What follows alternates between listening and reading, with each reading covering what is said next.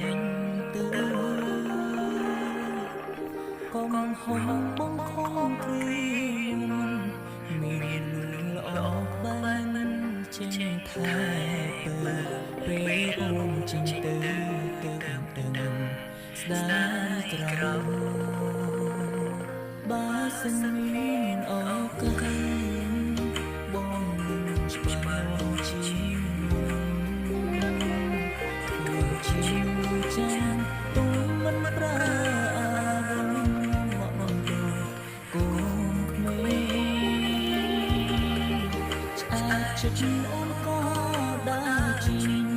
បើអត់វិញដូនតោះបូរំសេឲ្យបងដោយអូនជ្រុលស្រឡាញ់គេបានមិនជាគូកុំអោយជួបគ្នាមានសែត្រឹមជាសង្សារគ្មានវាសនាបានរៀបការជាប្រពន្ធប្តីអ្នកក្រោយគេច្បាស់លងគេបានប្រាំស្មួនបងសួរឆ្នាំមានន័យគេប្រើពេលខ្លីយកស្រីចេញពីទ្រូងបង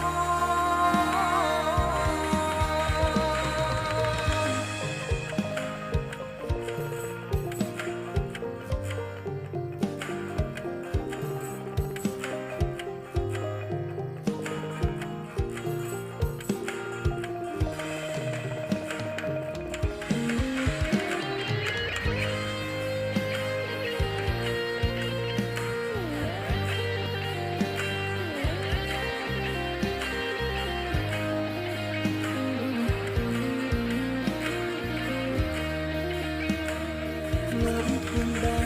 សន្យាពាក់ឈុតរៀបការគ្នាចង់ក្រោយអងវិញលាអស់សិនទីបានលើ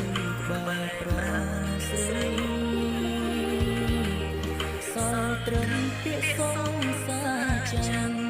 គេអ្នកមានឈ្មោះគឺជាប្តីបងត្រូវឬក្នុងស្រមោអានឹងបានមិនជាគូកុំអោយជួបគ្នាមានសែត្រឹមជាសង្សារគ្មានវាសនាបានរៀបការជាប្រ